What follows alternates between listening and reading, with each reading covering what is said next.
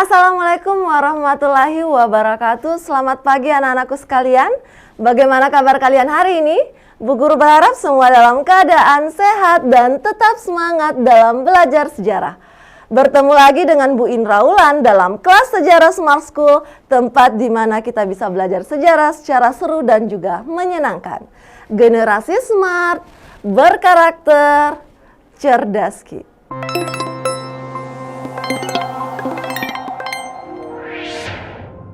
Dan anak-anakku sekalian, seperti biasanya sebelum kita memulai pembelajaran kita hari ini, mari kita mengisi link presensi terlebih dahulu. Silakan anak-anakku sekalian memindai link QR Code yang sudah Bu Guru tampilkan di layar TV Smart kalian masing-masing di sekolah. Diisi sesuai dengan data anak-anakku sekalian di sekolahnya masing-masing. Sembari menunggu anak-anakku sekalian mengisi presensi hari ini, perkenankan saya juga untuk menyapa Bapak dan Ibu guru hebat, para pendamping guru sejarah yang ada di sekolah.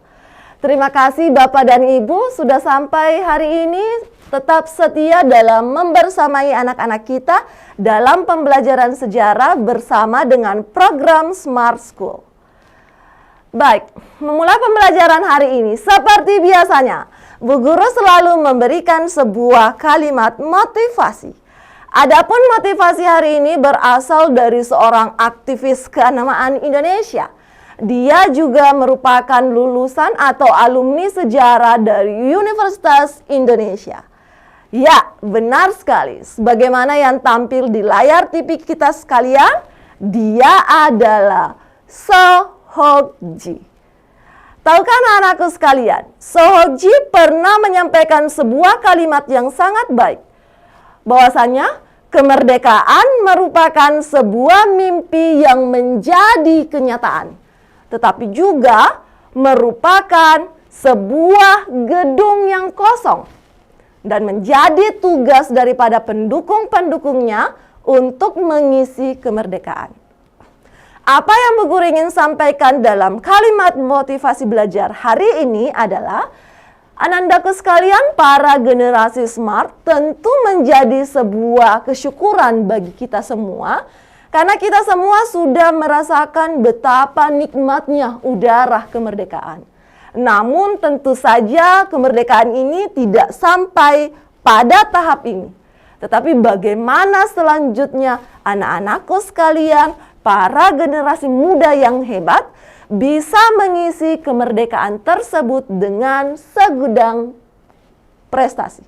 Nah, adapun kemudian langkah sederhana yang bisa anandaku lakukan adalah dengan terus semangat dalam belajar sejarah, karena dengan belajar sejarah anandaku sekalian tentu akan memahami kepribadian bangsa dan juga identitas bangsa Indonesia.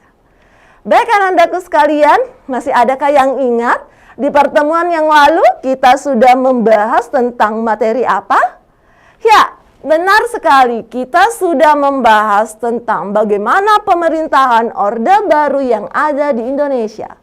Nah, pada pertemuan yang lalu kita sudah spesifik membahas tentang politik dalam negeri Indonesia pada masa Orde Baru. Maka untuk pertemuan hari ini kita akan lebih spesifik membahas tentang politik luar negeri Indonesia pada masa Orde Baru. Adapun kemudian menjadi tujuan pembelajaran kita hari ini adalah anandaku sekalian diharapkan mampu untuk menganalisis bagaimana pelaksanaan politik luar negeri Indonesia pada masa Orde Baru. Baik, mari anandaku sekalian siapkan dirinya. Silahkan disimak penjelasan demi penjelasan dan nantinya Bu Guru juga akan menerima respon daripada anak-anakku sekalian. Baik. Terkait masalah bagaimana politik Indonesia pada masa Orde Baru, tentu materi ini sebagaimana yang kita ketahui akan terbagi menjadi dua bagian submateri. Yang pertama adalah politik dalam negeri, kemudian yang kedua adalah politik luar negeri Indonesia. Sebagaimana yang sudah kita pelajari di pertemuan sebelumnya, bahwasanya politik dalam negeri ini terdapat banyak hal yang sudah kita bahas, baik itu terkait masalah bagaimana pelaksanaan pemilu di Indonesia, penyederhanaan partai politik, kemudian pelaksanaan dui fungsi ABRI. Nah, kira-kira pada pertemuan ini kita akan membahas masalah-masalah apa ya dalam politik luar negeri? Jadi, adapun yang menjadi fokus pengkajian kita hari ini adalah terkait masalah politik luar negeri Indonesia pada masa Orde Baru. Adapun kemudian yang menjadi submateri atau topik-topik penting yang akan kita bahas hari ini terkait masalah politik luar negeri Indonesia pada masa Orde Baru adalah pertama, kembalinya Indonesia menjadi anggota Perserikatan Bangsa-Bangsa atau PBB. Yang kedua, kita juga akan membahas tentang normalisasi hubungan dengan negara tetangga. Kemudian yang ketiga, kita juga akan membahas tentang pendirian dan kerjasama ASEAN. Kemudian selanjutnya kita juga akan membahas tentang integrasi Timor Timur. Kemudian selanjutnya kita juga akan membahas tentang keikutsertaan Indonesia dalam berbagai organisasi internasional. Dan yang terakhir, kita juga akan membahas tentang keaktifan Indonesia dalam gerakan non-blok. Wah, anak-anakku sekalian, hari ini kita akan membahas beberapa topik penting yang ternyata tidak akan kalah seru dan menariknya dengan apa yang kita sudah bahas dalam pertemuan-pertemuan sebelumnya. Mari kita siapkan diri. Silakan diperhatikan dengan seksama materi yang akan kita pelajari hari ini. Terkait masalah politik luar negeri Indonesia pada masa Orde Baru, mari kita merefleksi sejenak. Seperti apa sih politik luar negeri Indonesia dari sejak kemerdekaan Indonesia itu sendiri, bahkan sampai pada periode ini, di mana kita ketahui bahwa politik luar negeri Indonesia yang selalu di Indonesia jalankan itu adalah yang bebas dan aktif. Dan ternyata adapun kemudian warna politik luar negeri Indonesia pada masa Orba atau Orde Baru ini adalah bagaimana Indonesia pada saat itu mencoba kembali pada politik luar negeri yang bebas aktif. Dalam poin pertama ini, Ananda, di sana ada kata kembali, yang artinya apakah pernah politik luar negeri kita itu tidak menggunakan prinsip bebas aktif? Jawabannya tentu saja tidak. Sejak awal, politik luar negeri Indonesia selalu dikatakan bebas aktif. Tetapi ternyata dalam kenyataannya di masa demokrasi terpimpin itu pernah terjadi ya sebuah kegiatan yang mencederai bagaimana sistem politik luar negeri kita, di mana kegiatan politik luar negeri kita pada saat itu dikatakan lebih condong kepada blok timur atau ideologi komunis. Maka daripada itu di masa Orde Baru, hal inilah yang dianggap atau yang dimaksudkan dengan kata kembali. Bagaimana Indonesia kembali mewujudkan marwah politik luar negeri bebas aktif yang sebenar-benarnya.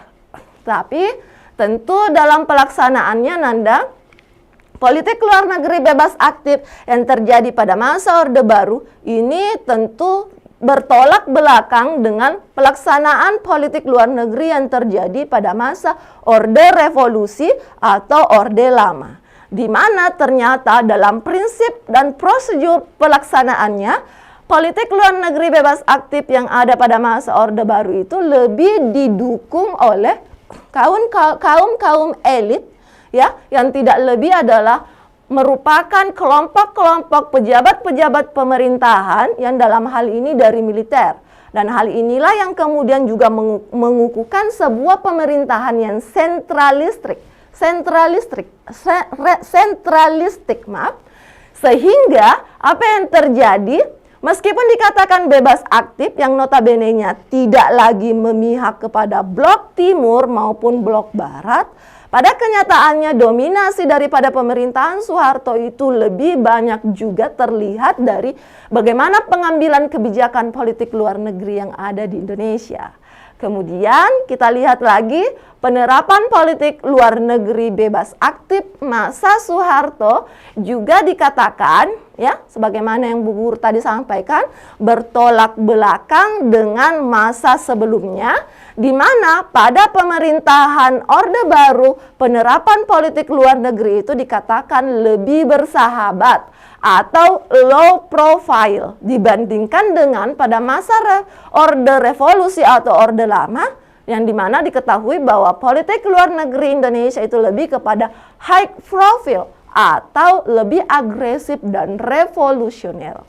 Hal ini dimaksudkan agar Indonesia bisa mendapatkan persahabatan ataupun komunikasi yang efektif dengan dunia-dunia internasional, sehingga Indonesia akan membuka hubungan yang seluas mungkin dengan dunia internasional yang tentunya akan berdampak sangat positif bagi pelaksanaan pembangunan yang ada di Indonesia. Bisa dipahami anak-anak? Baik, kita lanjutkan. Nah, sebelum kita masuk pada bagaimana atau apa-apa saja menjadi kebijakan dan kondisi politik luar negeri Indonesia pada masa Orde Baru, mari kita lihat terlebih dahulu apa saja sih yang menjadi prinsip dasar politik luar negeri Indonesia. Nah, ternyata di sini dikatakan bahwa adapun yang menjadi prinsip dasar politik luar negeri Indonesia telah termanifestasi dalam Pancasila dan pembukaan Undang-Undang Dasar 1945. Ingat ya anak-anak, di mana kita ketahui bahwa Orde Baru itu memang muncul dengan sebuah cita-cita koreksi total terhadap penyimpangan-penyimpangan yang sebelumnya terjadi, dan juga bagaimana kembali memurnikan pengamalan dan penghayatan daripada Pancasila dan Undang-Undang Dasar 1945. Sekarang kita lihat, dalam hal ini Bu Guru sudah merangkumkan beberapa poin penting di mana prinsip dasar politik luar negeri Indonesia yang pertama bisa terlihat dari Indonesia melakukan sistem politik yang damai. Hal ini tadi yang dimaksudkan dalam pembahasan sebelumnya, bahwasanya dalam pelaksanaannya itu Indonesia lebih low profile. Kemudian yang kedua, Indonesia menjalin hubungan baik dengan saling menghargai dan tak terintervensi atau tidak menekannya atas permasalahan-permasalahan yang ada di dalam negerinya. Kemudian yang selanjutnya, Indonesia juga dikatakan mendukung penuh terciptanya perdamaian dunia dengan aktif dalam berbagai organisasi-organisasi internasional. Tentu ini juga diupayakan untuk memperbaiki kembali citra bangsa dan juga hubungan persahabatan dengan negara-negara lain. Kemudian Indonesia mempermudah pertukaran pembayaran internasional, dan selanjutnya Indonesia membantu pelaksanaan keadilan sosial secara global yang berlandaskan piagam PBB dan prinsip dasar politik luar negeri Indonesia yang terakhir, yaitu Indonesia akan aktif dalam membantu memerdekakan negara-negara yang masih terjajah, khususnya bagi negara-negara yang ada di wilayah Asia dan Afrika. Bisa dipahami Ananda? Baik. Selanjutnya, kita akan masuk pada topik materi yang pertama, yakni bagaimana proses kembalinya Indonesia menjadi anggota PBB. Lagi-lagi di sana ada kata kembali, berarti ada proses di mana Indonesia dikatakan pernah keluar dari PBB. Masih ingatkah Anandaku sekalian dari pertemuan-pertemuan sebelumnya? Apa ya yang menyebabkan sehingga Indonesia pada saat itu harus keluar dari PBB? Ya, benar sekali. Itu ada kaitannya ketika terjadi konfrontasi dengan Malaysia. Ya, benar sekali. Jadi ternyata pada masa Orde Baru, pemerintahan Orde Baru pada saat itu berhasil mengembalikan Indonesia menjadi anggota Perserikatan Bangsa-Bangsa kembali, di mana yang mana kita bisa lihat kronologinya di sini adalah Karena Indonesia pada saat itu menyadari adanya berbagai kerugian-kerugian yang bisa didapatkan oleh pihak Indonesia pada saat itu akibat keluarnya Indonesia dari PBB. Kerugian-kerugian apa ya yang dimaksudkan? Kerugian yang dimaksudkan seperti terkucilnya hubungan internasional Indonesia pada saat itu di dunia. Kemudian yang kedua, tentu juga ini akan berdampak pada bagaimana hubungan-hubungan yang tidak harmonis yang bisa menghambat berbagai bentuk pembangunan yang ada di Indonesia baik dari segi ekonomi maupun politik. Nah, daripada menyadari kerugian-kerugian itulah sehingga pemerintahan Orde Baru memutuskan untuk masuk kembali menjadi anggota PBB. Selanjutnya, tanggal 3 Juni 1966, akhirnya disepakatilah bahwa Indonesia harus kembali menjadi anggota PBB dan badan-badan internasional lainnya. Ini setelah pemerintahan pada saat itu melakukan rapat-rapat atau sidang istimewa. Jadi tercipta kesepakatan sehingga secara resmi Indonesia akhirnya dikatakan kembali menjadi anggota PBB, yakni sejak tanggal 28 Desember 1966.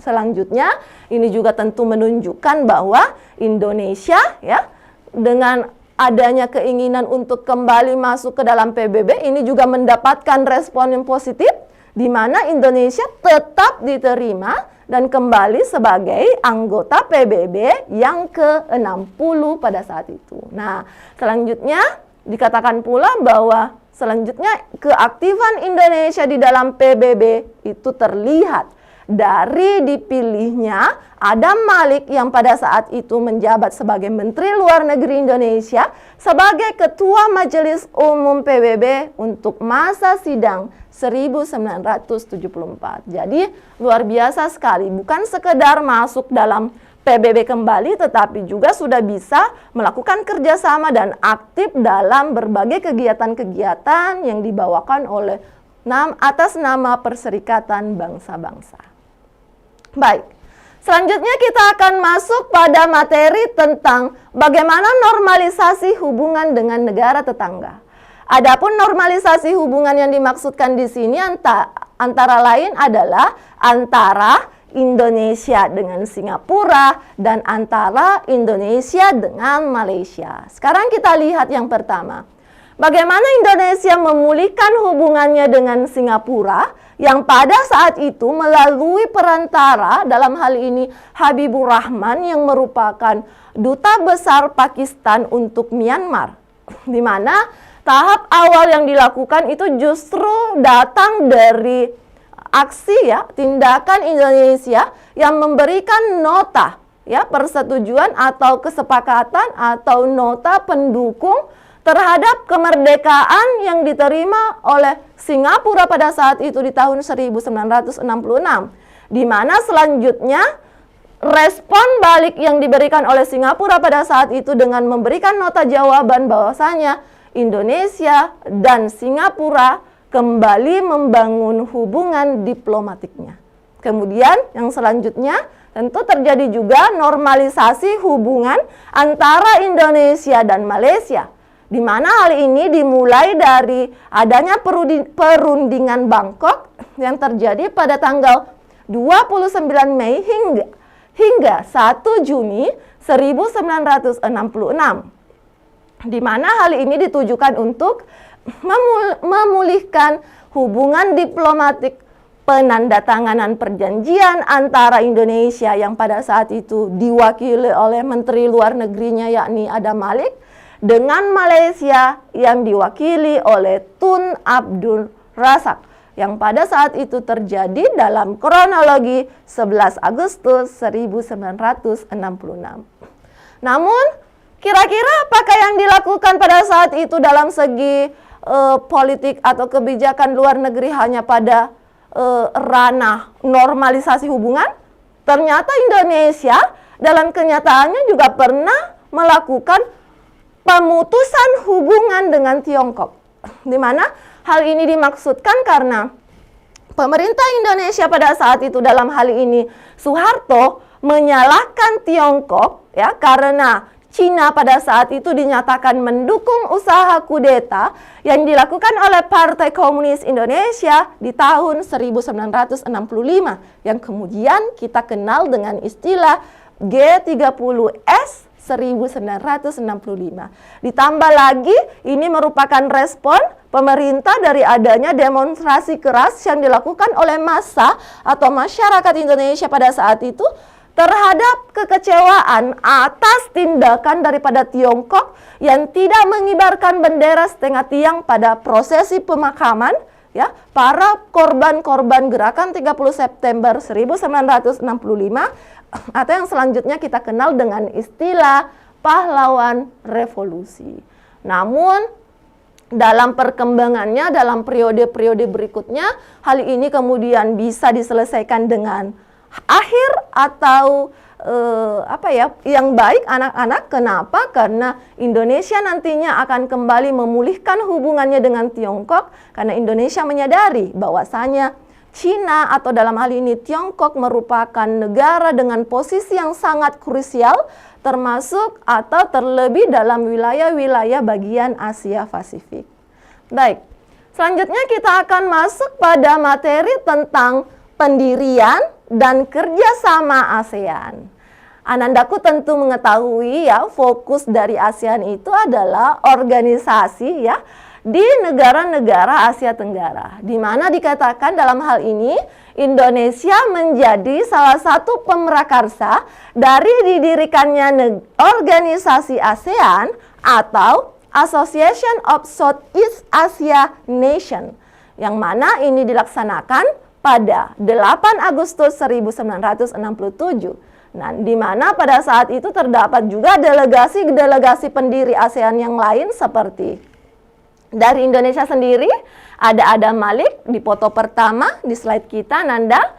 Kemudian foto yang kedua itu adalah Narcisco Ramos, delegasi dari Filipina.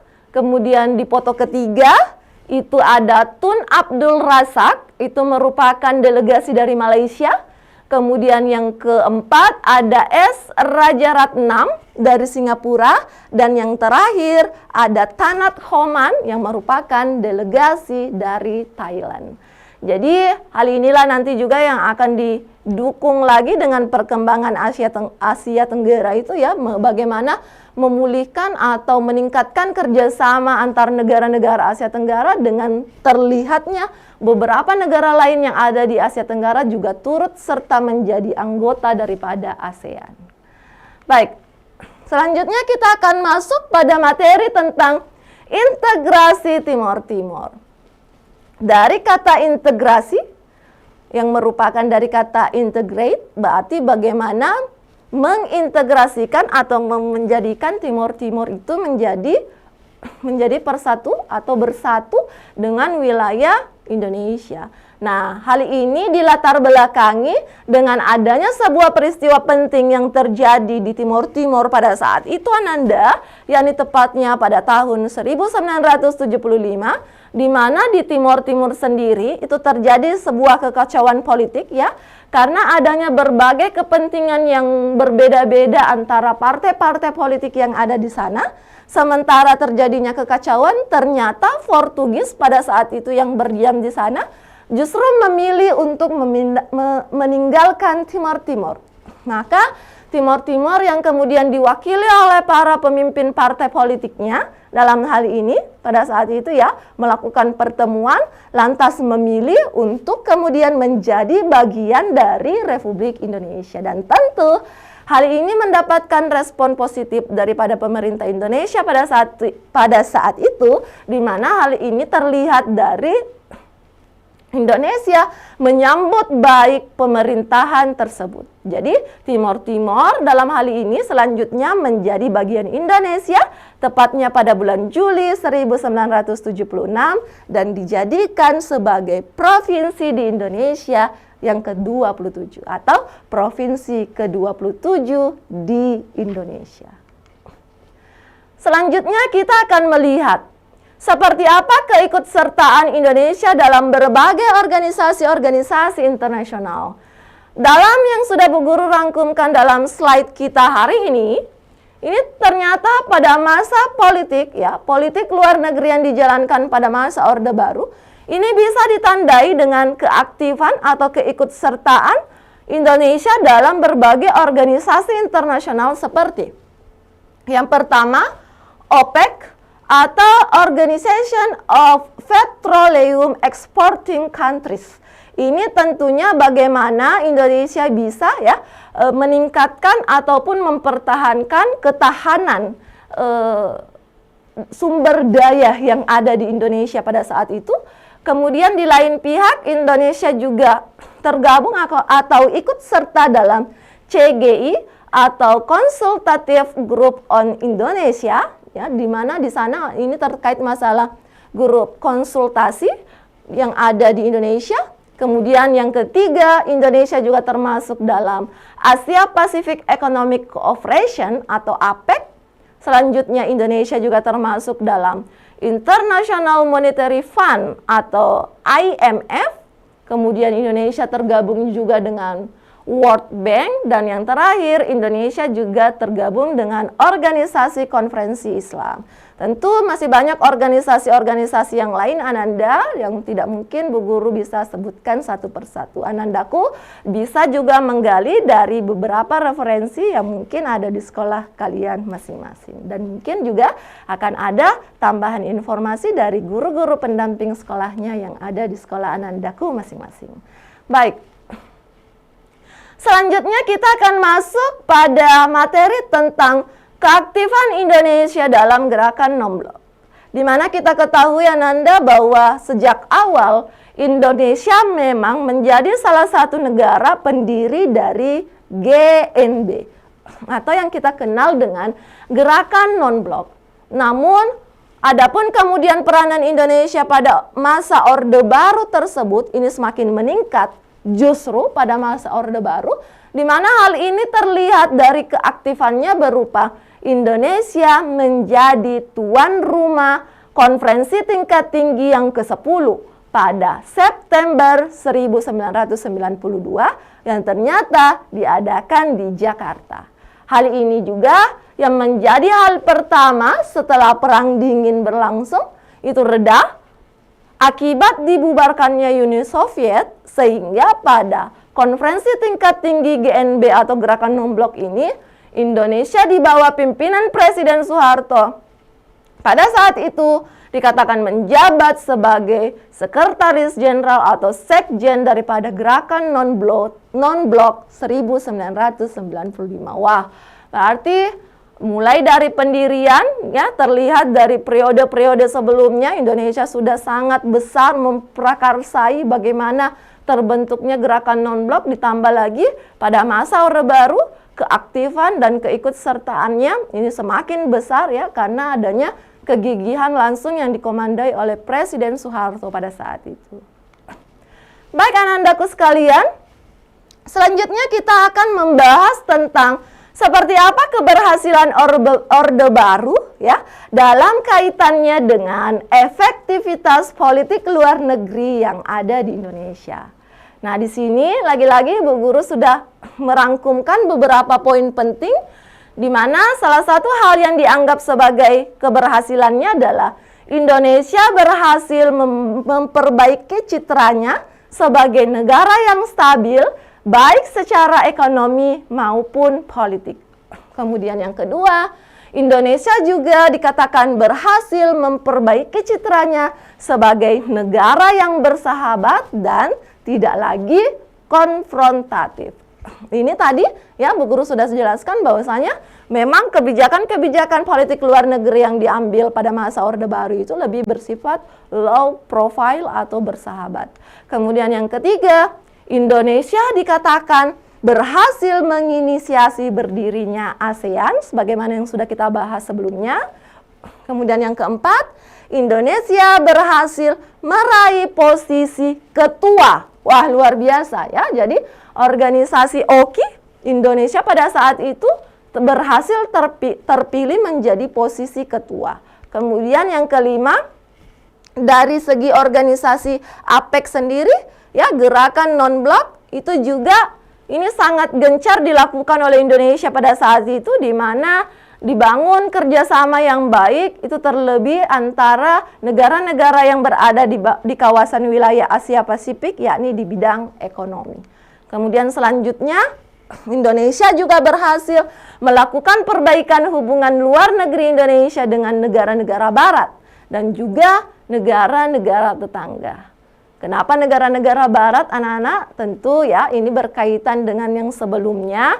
Misalnya Indonesia dikatakan lebih condong kepada negara-negara blok timur ya, dan kemudian tentu ini secara langsung maupun tidak langsung akan mencederai ya komunikasi ataupun hubungan yang baik antara Indonesia dengan beberapa negara barat, dan juga pada saat itu Indonesia dikatakan berhasil menormalisasi ya hubungannya dengan negara-negara tetangganya.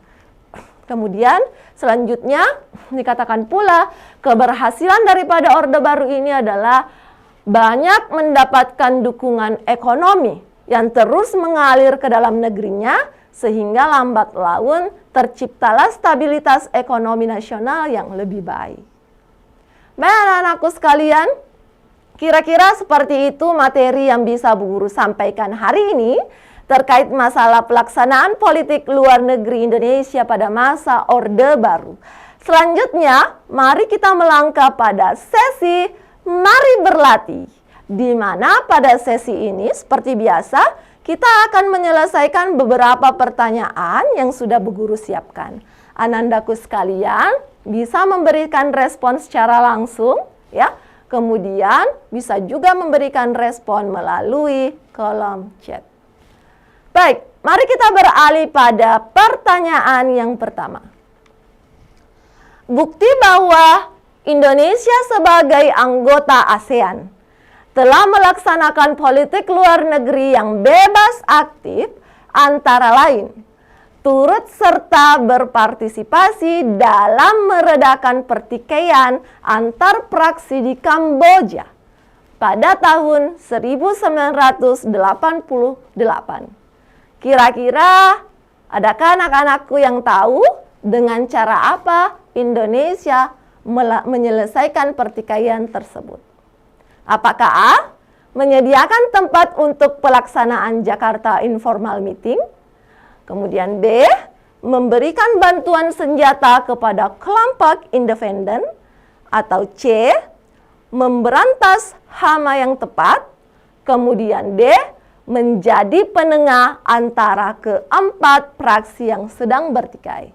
Anandaku sekalian bisa menjawabnya di kolom chat. Dan benar sekali, jawaban untuk pertanyaan ini adalah alfa. Jadi yang dilakukan dari segi pelaksanaan politik luar negeri Indonesia yang bebas aktif pada saat itu untuk menyelesaikan pertikaian di Kamboja adalah dengan menyediakan tempat untuk pelaksanaan Jakarta Informal Meeting. Ya, good job, bagus sekali Ananda. Selanjutnya mari kita beralih di pertanyaan yang kedua. Wah, pertanyaan literasi. Anandaku, Bu Guru akan memberikan sebuah tips ketika Anandaku mendapati pertanyaan seperti ini. Jangan habiskan waktunya untuk membaca setiap poin soalnya. Namun harus menganalisis terlebih dahulu apa yang menjadi keinginan dari pertanyaan soalnya. Jadi kira-kira dia berada di bagian sebelum opsi. Pertanyaannya seperti ini. Dari daftar kebijakan politik luar negeri tersebut yang mencerminkan pelaksanaan politik luar negeri bebas aktif pada masa pemerintahan Orde Baru ditunjukkan oleh nomor apakah A, B, C, D, atau E? Anandaku bisa membacanya sesuai dengan yang Bu Guru tampilkan soalnya di layar TV smart kalian masing-masing. Anandaku bisa memberikan respon positifnya di kolom chat. Dan benar sekali Ananda, adapun jawaban untuk pertanyaan ini yang menjadi daftar kebijakan luar negeri pemerintah Republik Indonesia adalah ditunjukkan dengan nomor 1, 3, 5, dan 6. Jadi opsi yang benar adalah B. 1, 3, 5, dan 6. Anandaku yang sudah mendapatkan jawaban yang sudah benar, good job. Dan yang masih salah, mari kita permantap lagi materinya. Mari kita saksikan pertanyaan selanjutnya. Selain mengirim pasukan Garuda sebagai penjaga perdamaian di bawah Perserikatan Bangsa-Bangsa atau PBB, langkah yang dilakukan pemerintah Indonesia dalam membantu menyelesaikan konflik di Kamboja adalah: apakah A. menolak masuknya Kamboja dalam keanggotaan ASEAN, ataukah B. mengirim bantuan pasukan untuk menumpas gerilyawan Khmer Merah, ataukah C. mengundang pihak yang bertikai untuk berdialog dalam Jakarta Informal Meeting, ataukah D. memberi suaka kepada Pangeran Norodom Sihanouk yang terusir dari Kamboja, ataukah E. melakukan intervensi pemerintah Kamboja untuk mencegah meluasnya paham komunis. Lagi-lagi, anak-anakku bisa memberikan respon positifnya di kolom chat. Dan benar sekali Ananda untuk jawaban pertanyaan kali ini, atau pertanyaan yang ketiga ini, jawabannya adalah C. Bagaimana Indonesia mengundang pihak-pihak yang bertikai pada saat itu untuk berdialog dalam Jakarta Informal Meeting. Anandaku tentu yang memperhatikan, ini ada kaitannya dengan soal yang pertama tadi. Baik Ananda, seperti itu kira-kira sesi berlatih kita hari ini. Selanjutnya, Bu Guru kembali mengharapkan respon dari Anandaku sekalian. Silakan dipindai link QR code berikut. Di link pertama, itu Bu Guru sudah menyiapkan link untuk kuis. Di sana Anandaku bisa mengerjakan beberapa soal kuis. Bisa dikerjakan secara berulang-ulang sehingga memantapkan pemahaman Anandaku terhadap materi hari ini.